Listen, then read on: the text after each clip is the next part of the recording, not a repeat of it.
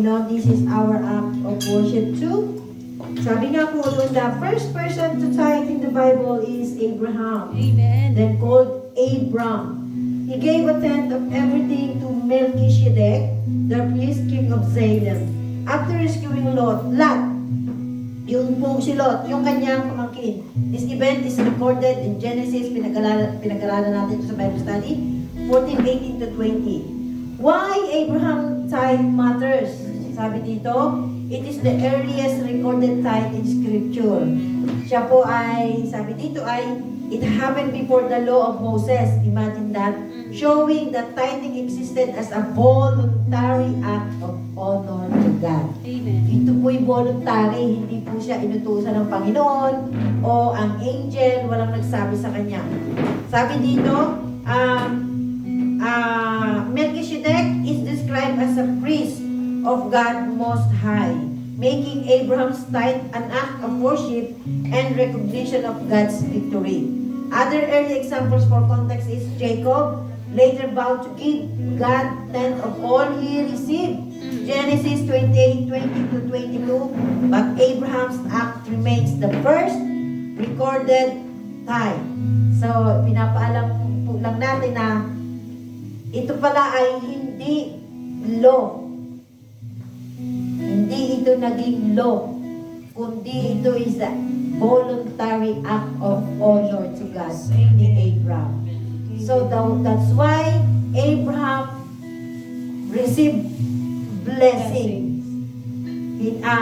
Kahit dumating katulad ng Bible study po namin kanina, nagdumating sa punto na kahit na siya may kasalanan, biniless pa rin siya ni Lord kasi nakita ng Panginoon yung kanyang puso. So, hindi natin binabatas ang tithes. Ibigay natin yung the best para sa Lord. Amen. Do it. Naranasan na natin, di ba? Ang blessing. Ang blessing, ang daming blessing. Bakit?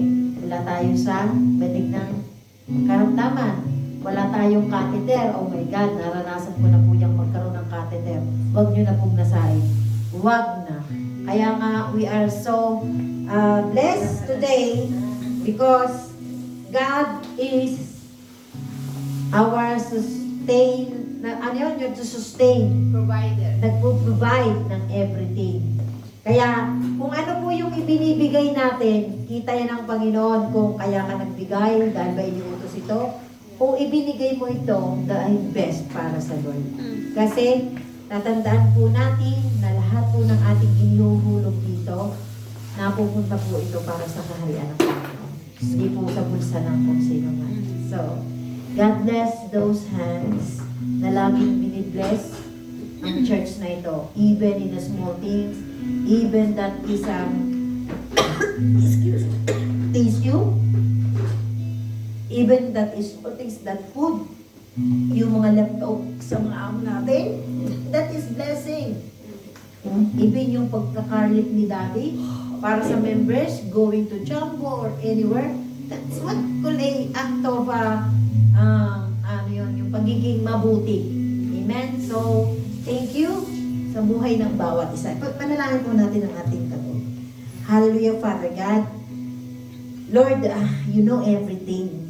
And you know that ang iyong iglesia ay sa iyo lang nagtitiwala. Amen. Malapit na naman po ang aming pagbabayad ng iyong templo, Panginoon. At till now, Panginoon, is nakikita mo ang iyong kaban na hindi siya umapaw, hindi siya siksik, at maaaring may tinuturo ka sa bawat isa sa amin. Nais namin magkaroon ng puso na katulad ng kay Abraham, Father God, na voluntarily ang pagbibigay niya. Walang nagbigay sa kanya ng utos para ito'y gawin, kundi siya ay kusaan niyang ibinigay. Father God, patuloy ko pong idinadalangin sa mga dating naging tapat na sa pagbibigay, Panginoon. Nawa po, O Diyos, mabalik ito dahil ito'y ibinibigay nila para sa iyo, hindi para kanino man. Father God, alisin mo po ang mga hadlang sa aming mga pinagkakakitaan, sa aming mga amo nagiging ginagamit mo para dumaloy ang iyong pagpapala at biyaya. Patuloy po na hinihiling namin, nabuksan niyo po ang kalangitan, Panginoon, ng pinto ng durungawan upang ang aming mga amo o Diyos ay gamitin na mapagpala kami. Maging kami o Diyos ay maging tapat sa iyo, Father God. Yung maibigay namin ang para sa iyo. Yung hindi namin nanakawin, o Father God, yung para sa iyo na. At ang makita namin, o Diyos, ang kabutihan mo, Panginoon, bakit kami nakatayo, bakit kami nabubuhay, bakit kami hindi nagkakasakit dahil yan sa biyaya mo, Father God. Bless niyo po, Panginoon, ang biyaya na ito. Pagpalain niyo po ang lahat ng kamay at doon lalo, Panginoon, sa nagbimithi, o Diyos, na lagi nilang idinadalangin sa puso at kaisipan nila na isang araw gagamitin din ang kanilang mga kamay upang pagpalain ng iyong blessing. Father God, bahala na kayo po, Panginoon, sa aming mga pangangailangan. Kami ay sa iyo lubos na nagtitiwala that you will provide, Panginoon, everything. Pinangahawakan namin, Panginoon, ang Philippians 4:19, Father God. Yes, Lord, na ikaw, Panginoon, ang magbibigay ng lahat, o Diyos. Ikaw ang magbibigay ng lahat, Father God. At ito pong biyayang ito na natanggap ng iyong templo, Panginoon, ay mapagpala, magamit sa iyong iglesia, sa mga pangangailangan, lumago, Panginoon, at marami pang kaluluwa ang maakay sa ngalan ng anak na si Yesu Cristo. Marami pong salamat at maging sa mission, Father God, na nagbigay. Bless those hands, Father God, na ginagamit mo, O Lord. Kasi malaking tulong din po ito para sa mga less fortunate, Panginoon, na naaabot, O Father God. Yes, Lord, we entrust you everything, Father God. Sa iyo po ang lahat ng papurit pa sa salamat sa ngalan ng anak na si Jesus. Amen. Amen. Talagang there is a time for everything. A time to weep, a time to laugh. Yes, Lord. Hallelujah, hallelujah. We are victorious in the name of your Son, Jesus Christ. Hallelujah. Palakpakan natin ang ating Panginoon. Hallelujah, hallelujah, hallelujah. Father God, this afternoon, maraming salamat po sa mga buhay ng tumayo dito, Panginoon, na mga ginamit mo. Naging blessing po sila sa amin sa umagang ito, O Father God.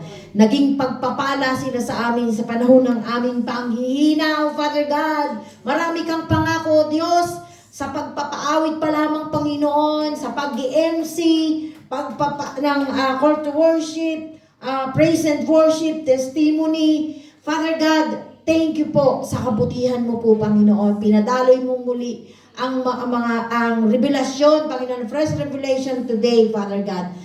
Mas lalo't higit, O Diyos, maraming salamat sa salita mong buhay na ginamit, Panginoon, sa araw nito ang Mateo 24:14, Father God, na maipangaral, Panginoon, ang iyong mabuting balita sa sanlibutan, Father God, ang iyong paghahari, O Diyos.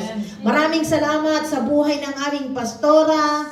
May katapangan siya na ipahayag ang iyong mga salita, Lord. Nais po namin na itong salitang ito ay dito dumiretso sa aming puso, Panginoon. Lumabong, magbunga, makaakay kami, Panginoon, ng kaluluwa. Kasi yan ang nais mo, O Diyos. Maipalaganap kahit saan dako ang iyong mga salita. At lalabas kami, Panginoon, sa bulwagan ito, sa labas, Panginoon, na daladala namin ang pagpapala, daladala namin ang kalakasan, kagalingan, Panginoon. Lahat, Panginoon, ng biyaya ay tinatanggap namin sa ngalan ng iyong anak na si Yesu Cristo. Ang kagalingan nagmumula sa iyo, aming Diyos Ama. Hallelujah, maghari ka, Panginoon. Dakilain ka sa araw na ito, Father God. Thank you, Lord, for the victorious Sunday service, Panginoon. Your divine service, Father God. Thank you, Lord, at inaangkin namin, Panginoon, na talagang sumasama ka sa amin. Matthew 18:20, Father God, na kung may 2 o 3 nagkatipon sa iyong dakilang pangalan, ay dumudoon ka sa kalagitnaan. Umpisa pa lang, Panginoon, sa MC pa lang, naramdaman na namin ang presensya mo, Father God, hanggang sa ngayon, Father God. Yes, in the name of your Son, Jesus. In the name of your Son, Jesus Christ. And Lord, We claim, O Father God, na sinabi mo rin sa iyong mga salita, anuman ang hilingin namin sa ngalan na iyong anak na si Jesu Kristo, ay ipagkakaloob mo sa bawat isa sa amin, Panginoon. Inopen mo na po ang pinto ng durungawan para sa bawat isa sa amin. Yes, Lord, hallelujah. Thank you, Father God. Thank you, Jesus Christ. At dinadalangin din namin, Panginoon, ang biyayang aming pagsasaluhan, anuman ang lakas, financial man, Panginoon, ang nagamit dito, pagpalain niyo po ang lahat ng mga kamay, Panginoon, na ginamit mo para lagi kaming nakakakain, Panginoon.